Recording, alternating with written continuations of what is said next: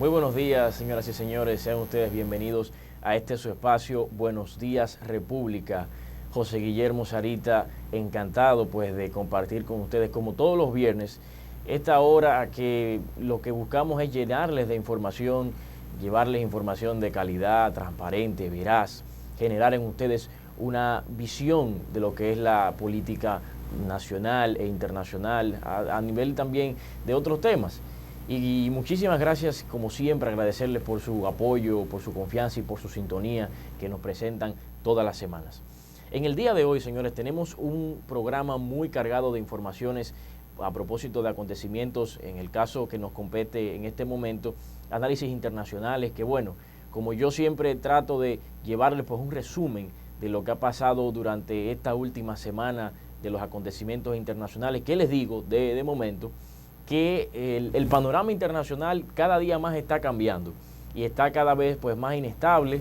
Hay muchas noticias que llaman a la preocupación, hay muchas noticias que pues van a buscar un elemento importante a propósito de cuáles van a ser las posturas de los países, pero también hay informaciones interesantes y curiosas que, como todos los viernes, pues yo les traigo para compartir, debatir y, como siempre, generar su opinión. Así que muchas gracias por eso.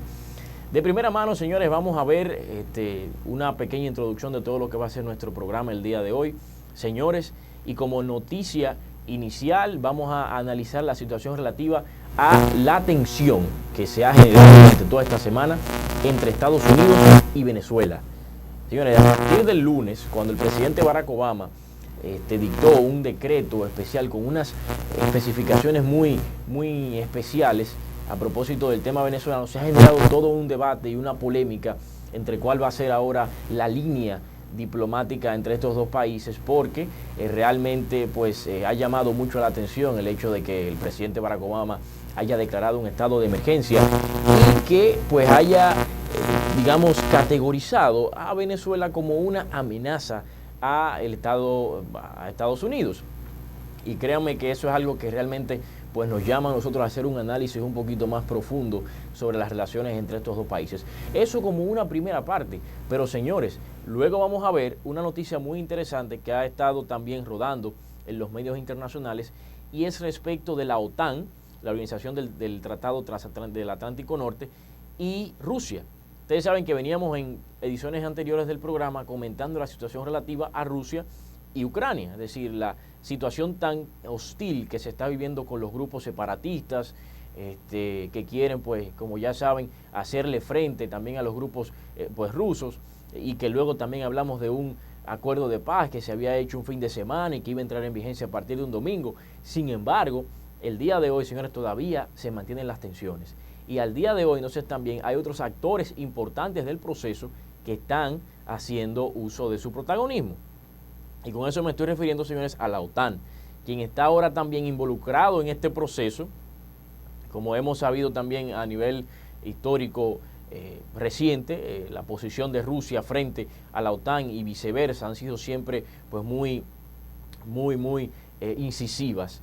Y pues bueno, hay que ver entonces cómo este nuevo giro que da, señores, la idea es que ahora mismo Rusia está diciendo que la OTAN está tratando de armamentar, es decir, dotar de armamento militar a los grupos que son, en este caso, ucranianos. Es decir, hay que ver ahora hasta qué punto va a llegar esa situación y cómo eso pudiera afectar en las relaciones de estos países. Y también, porque señores, esto es una organización transversal, muy única en su especie, el organismo superior militar de prácticamente 28 gobiernos.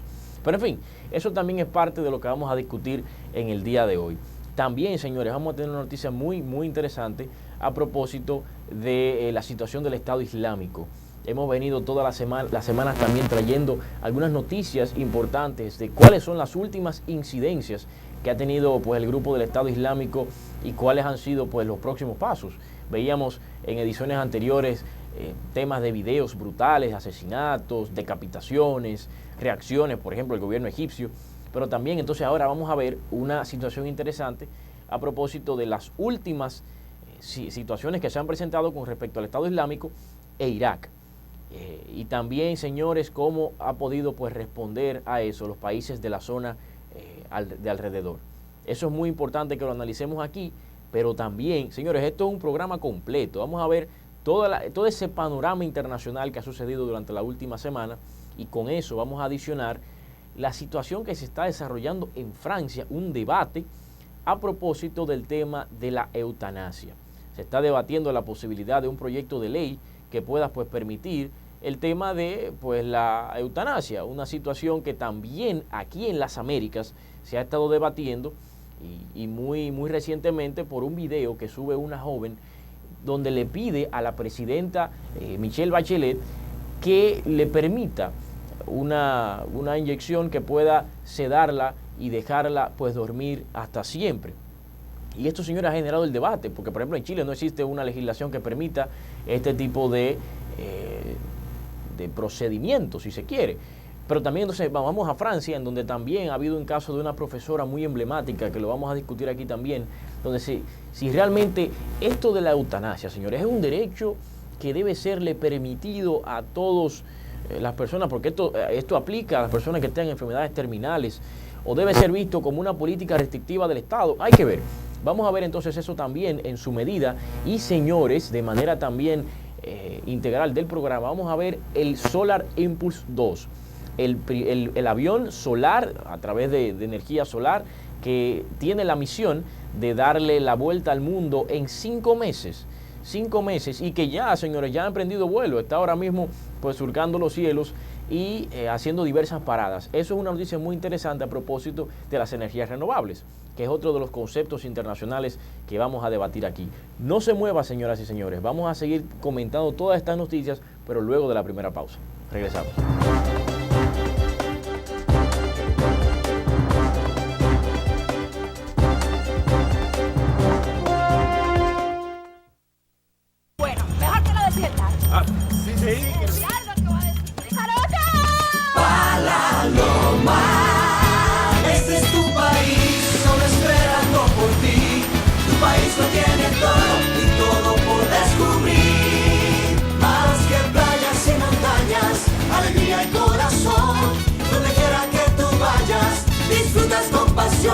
Donde quiera que tú vayas, todo es música y sabor.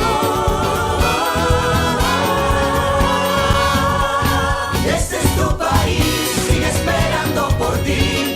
Tu país que tiene todo y todo por descubrir. Donde quiera que vayas, hay una aventura por descubrir. Conoce tu país. Ministerio de Turismo. Turismo para todos.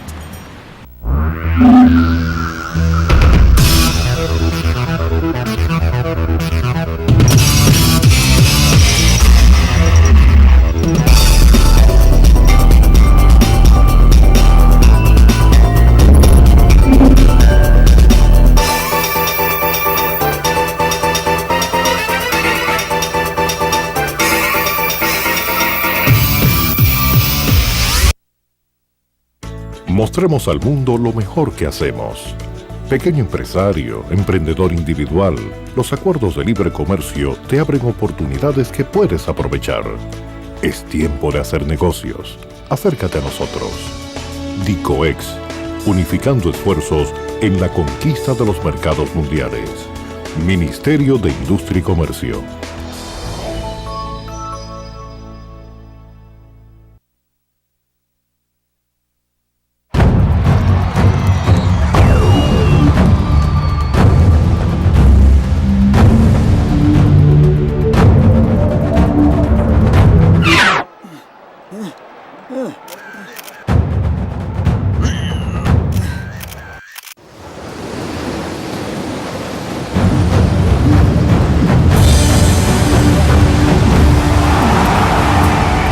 La comunicación necesita aire fresco. Wind Telecom, sé libre con el viento.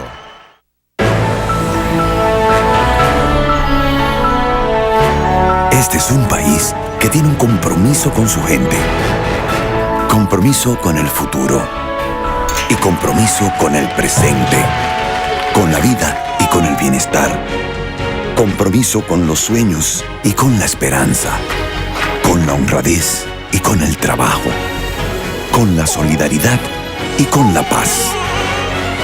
Respetar cada uno de esos compromisos es lo que hemos hecho desde el primer día. Y vamos a continuar cumpliendo lo que prometemos a cada uno de los dominicanos para hacer lo que nunca se hizo. Gobierno de la República Dominicana, haciendo lo que nunca se ha hecho. Una isla de verdor, una isla de seguridad, un espacio para vivir con dignidad y en comunidad. Una isla dentro de la isla. Qué bien puede ser tu hábitat. Residencial Colina del Oeste. Su imagen es responsabilidad de usted y refinarla es nuestro compromiso. En Imagen Pública Consulting ofrecemos asesoría personalizadas y corporativas en protocolo del buen vestir, codificación de colores, lenguaje corporal, protocolo en reuniones de negocios, imagen y perfil político, entrenamientos in company, imagen del vendedor exitoso, comunicación persuasiva, inteligencia emocional y encuestas de imagen. Contáctenos al 809-422-7377 y 809-566-9934. Si quiere vender, comprar o alquilar plantas eléctricas, llama a estos teléfonos y encontrará aquella que necesita para tu negocio, residencia o cualesquiera otra necesidad de producir energía eléctrica de manera particular ante tantos apagones. Comprar, vender o alquilar plantas eléctricas es muy fácil. Llama a estos teléfonos. Yo te lo garantizo.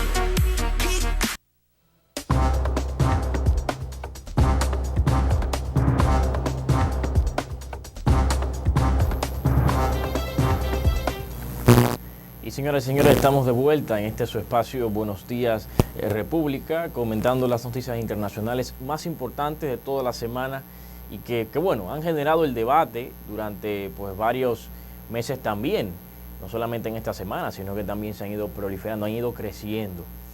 Y señores, esta semana, como decíamos en un principio, se destapa una situación muy importante a propósito de la relación entre Estados Unidos y Venezuela.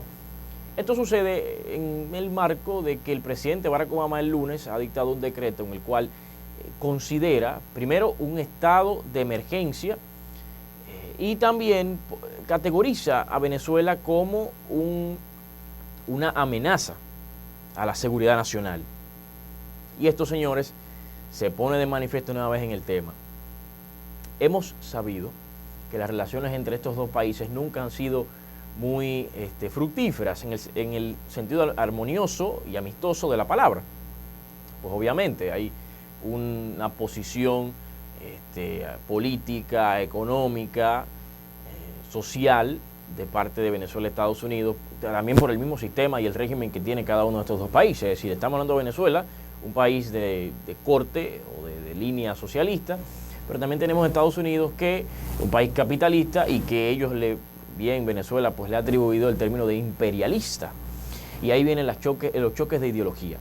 Pero ¿qué sucede al margen de todo eso? Es que se han querido entonces crear estas tensiones en el marco de que el presidente Barack Obama ha solicitado mayores sanciones a Venezuela.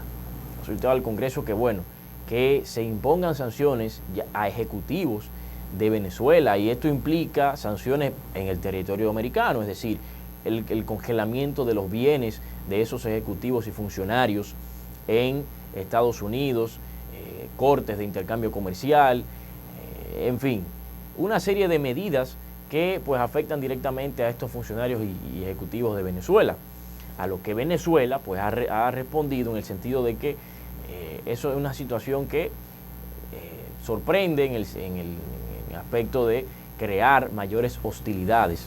El presidente Nicolás Maduro ha dicho y ha solicitado mayores poderes al Congreso de Venezuela para poder contrarrestar esa decisión y tener una política mucho más ofensiva.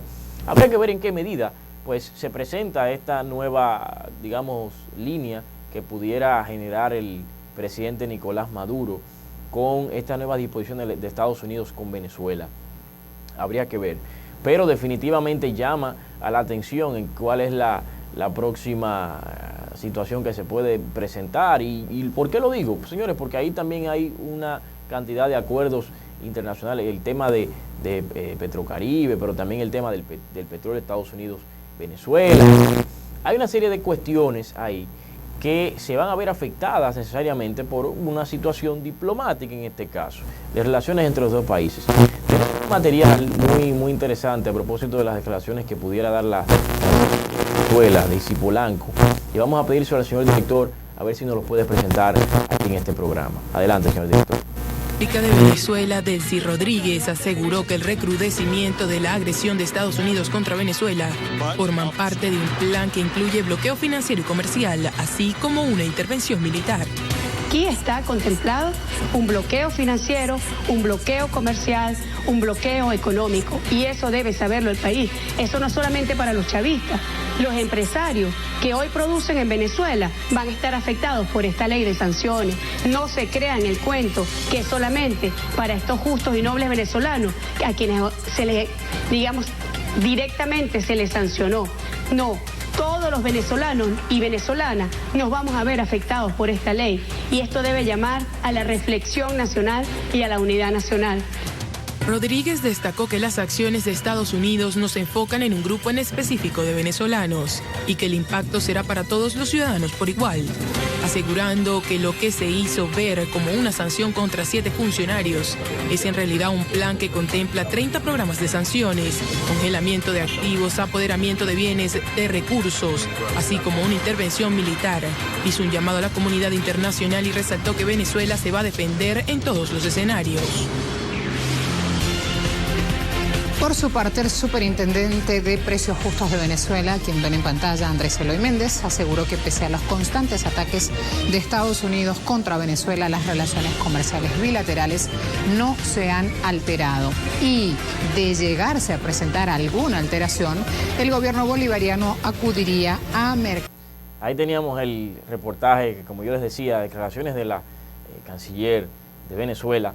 Y señores, aquí ¿qué es lo que está pasando? Porque Estados Unidos plantea de que este tipo de sanciones van a ser específicamente para 7 funcionarios y que es un tema meramente personal, que no es un tema con Venezuela como tal, pero que va a afectar obviamente las relaciones de estos dos países. Pero ¿cuál es el móvil que según Estados Unidos es lo que motiva para hacer este tipo de actuaciones? Es que en Venezuela han estado sucediendo una cantidad, centenares de incidentes, protestas, manifestaciones. Tenemos el tema también de algunas personas que han sido pues coactadas de su libertad. Y entonces Estados Unidos dice que en virtud a los derechos humanos, a las violaciones consecutivas de los derechos humanos, la situación inestable que está viviendo ahora mismo Venezuela, pues por ahí hay un tipo de digamos, brecha o ventana para que entonces pudiera entrar. Se habla también de un tema de una intervención militar, como decía ahí la señorita Daisy Polanco. Eso no es un dato concreto, es algo que se especula. Sin embargo, pone nuevamente el tema del debate en la intervención de los estados. Y usted me preguntará, pero ¿no se puede Estados Unidos intervenir así de manera me da la ganaria, de manera, yo voy a seleccionar, yo voy para tal país, yo voy a intervenir? No, eso no es tan fácil. Es decir, aquí hay un tema de soberanía de por medio. Es decir, los estados, por un tema de principio de derecho internacional, son estructuras soberanas. Un estado es una estructura soberana, el cual tiene dominio total y completo de sus fronteras marítimas, aéreas y también terrestres. Entonces, en ese sentido es que se estructura el Estado. Sin embargo, hay una situación, y voy a hacer una conexión ahí con el tema de Siria, voy a hacer un tema también, una conexión con el tema de Libia, el Estado Islámico, porque también es una situación que preocupa y a veces llama la atención de cómo es que Estados Unidos puede, pues yo voy a mandar un contingente militar, voy a mandar para que intervengan a Libia, a Siria, a Irak. ¿Cómo lo hace? ¿Bajo qué estamentos lo hace? Es decir, ¿cuál es el fundamento legal en el derecho internacional para que un país pueda intervenir en otro? Pues de hecho lo hay. Pero hay que analizarlo muy detenidamente. Para eso, señores, hay que remitirse a las Naciones Unidas, la Organización de Naciones Unidas, el organismo internacional más grande, más completo, y hay que irnos al Consejo de Seguridad, el organismo de mayor poder y decisión de este organismo internacional. Aquí se plantean una serie de situaciones. Primero, tenemos el tema de que la Carta de Naciones Unidas faculta a que los estados puedan tomar medidas, en específico el Consejo de Seguridad pueda tomar medidas para salvaguardar siempre la paz y la seguridad internacionales. Tomar medidas. No hablamos de intervenir, ni tampoco de violentar, ni del uso de la fuerza, que son términos muy diferentes y son más agresivos. Sin embargo, también tenemos otra situación que se produce al margen del derecho internacional, que es el principio o la obligación de proteger. Es una concepción que tiene el derecho internacional en la cual los estados están obligados a proteger a sus ciudadanos, a protegerlos a proteger su integridad física, su integridad moral. Sin embargo, ¿qué pasa cuando un estado no cuenta con la capacidad necesaria para garantizar esa seguridad, para garantizar esa protección efectiva de la integridad de sus ciudadanos? Pues entonces ahí vienen los otros estados, quienes proporcionan entonces las medidas necesarias para ayudar a proteger a esas personas. Es decir, Estados Unidos dice, bueno, Siria, Libia, Venezuela no pueden entonces garantizarles esa seguridad, garantizarles ese cumplimiento de los derechos humanos a su país. Nosotros vamos a hacerlo porque somos parte de la comunidad internacional y esto es una situación que afectaría al orden público internacional y en que en cierta medida nos va a afectar a nosotros. Así es como se ve en perspectiva, es decir, hay un problema en un país que se está desarrollando a nivel interno, se escapa de las manos del gobierno, se escapa de las manos de las autoridades y eso se expande a los demás, se expande a nivel internacional y eso afecta entonces las demás naciones que están en el plano internacional. Y entonces ahí viene el tema, obviamente en Estados Unidos una situación de intervención militar no es una cosa de niños. De hecho, ni siquiera el presidente por sí, por motu propio, puede autorizar una intervención militar a otro estado. Esto tiene que pasar por el Congreso y debe ser aprobado. Es decir, hay un procedimiento. Pero lo que aquí sí se plantea es la situación Venezuela-Estados Unidos. ¿Qué va a pasar? En el sentido de que estas nuevas sanciones que le ha enviado, advertido y que probablemente aplique el gobierno estadounidense a Venezuela, ¿cómo va eso a repercutir en las relaciones ya de por sí hostiles que tiene con Venezuela? Y ahí entonces vamos a entrar en el futuro. Nos vamos a poner proyeccionistas, vamos a comenzar a proyectar. Porque la situación es que el panorama internacional, la geopolítica internacional como tal está cambiando. Está dando ciertos giros. Y entonces ahora, porque veíamos semanas, meses anteriores, cómo se iban descongelando las relaciones entre Estados Unidos y Cuba. Un país que también es del mismo corte y que a propósito de este tema, ya el gobierno cubano le mostró su apoyo a Venezuela, le mostró su apoyo al presidente Maduro sobre estas últimas declaraciones que ha hecho el presidente estadounidense Barack Obama. Es decir, esto es una situación interesante que siempre pone de manifiesto cómo estos sistemas de gobierno interactúan, socialismo versus capitalista, Estados Unidos, ese bloque completo, es decir, Cuba, Venezuela, China, Estados Unidos por el otro lado. Es decir, entonces ahí, como yo les decía, es lo que se presenta, se proyecta con relación a este tema. Pero señores, ahí nosotros entonces pues culminamos esa primera fase de noticias respecto de Cuba, de Venezuela y Estados Unidos y nos vamos al tema de la OTAN y Rusia. ¿Qué es lo que está pasando ahora mismo con la OTAN y Rusia? ¿Cuáles son las tensiones que se están generando a propósito de estas dos entidades, una de carácter estatal y otra de carácter internacional, agrupación de estados, que para los que no conocen mucho de esta organización, la OTAN es una organización internacional de carácter militar, aproximadamente 28 países miembros componen todo lo que es la membresía, y tiene como objetivo principal, su fundamento es el Tratado del Atlántico Norte, y la mayoría de los países que los integran son países europeos y Canadá y Estados Unidos, que también forman parte. Ahí tenemos imágenes de cómo está el salón de sesiones de la OTAN, un grupo muy, digamos, especial en el sentido de las actuaciones que toma, porque son actuaciones mucho más agresivas que por ejemplo la ONU, que busca la paz, la seguridad internacionales. Esto obviamente busca garantizar la seguridad internacional, pero de una forma mucho más, si se quiere, agresiva, porque tiene un cuerpo militar.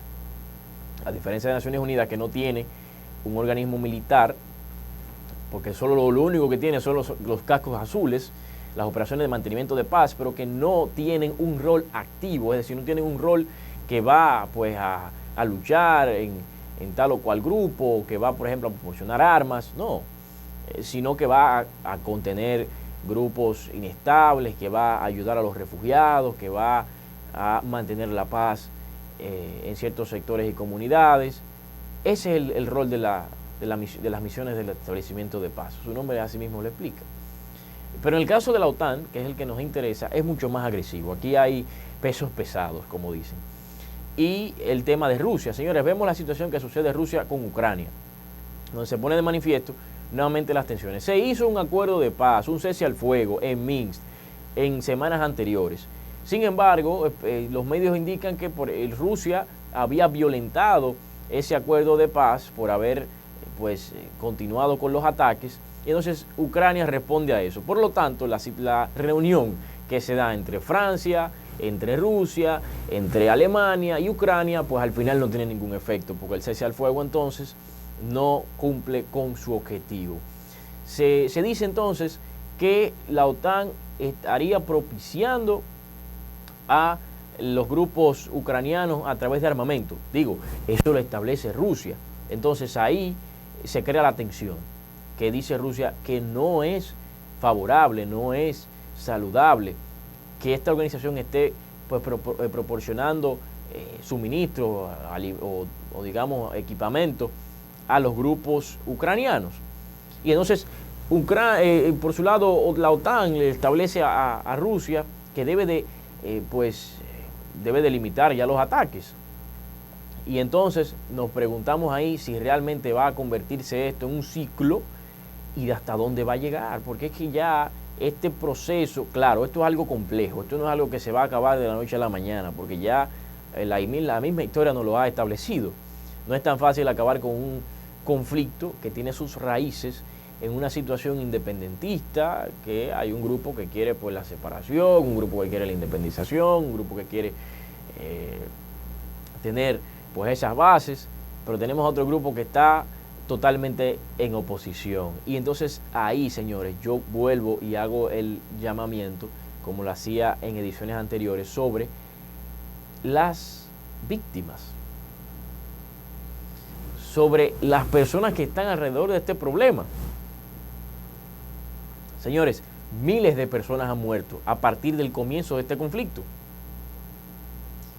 Y todavía no hay salida, no se ha buscado una solución ni siquiera diplomática, porque ya la vía diplomática hace tiempo que se ha descartado, a pesar de que se han hecho reuniones y que se han hecho altos al fuego. Pero las víctimas, los refugiados, los niños, las niñas, las mujeres y los ancianos, son personas que han estado en estado de vulnerabilidad, los hombres también, en estado de vulnerabilidad. Y que eso, en su cierta medida, pues, convierte el conflicto en algo mucho más grave, en algo mucho más preocupante, porque hasta el día de hoy no se ve una salida, digamos, efectiva. El conflicto pudiera prolongarse, y más ahora con un actor importante que entra en el juego, en la mesa de debate como la OTAN, que a mi parecer debería ser en este caso el mediador, debería ser el conductor, conciliador de las situaciones que están sucediendo entre estos dos países. Porque definitivamente, si no se llega a consenso, las mismas Naciones Unidas ha tratado de buscar una solución al problema, pero no, porque entonces aquí no estamos hablando de una situación hostil de manifestaciones, sino con, señores, estos son grupos armados. Y díganme ustedes, Rusia, el caso de Ucrania, no quiero hacer comparaciones de países en cuanto a temas de armamento, temas de equipamientos militares, porque si entramos en ese tema, primero no salimos hoy, y segundo, sabemos que existe una desventaja marcada, una desventaja muy muy marcada. Pero se complica el hecho de que no pueda darles una respuesta rápida y efectiva a este problema, que es lo que llama la atención y es lo que las autoridades, en este caso internacionales, deben de tomar en cuenta para acabar el problema de manera rápida y salvaguardando los derechos y garantías de las personas que están en los alrededores, los que son las víctimas de este problema. Pero bueno, eso, señores, como segunda noticia internacional que está sucediendo ahora en el mundo, pero también, ¿qué está pasando? Porque salimos del hemisferio americano, Estados Unidos, Venezuela. Nos vamos entonces a Europa, a hablar entonces de Rusia y OTAN. Pero luego entonces vamos a irnos a Medio Oriente.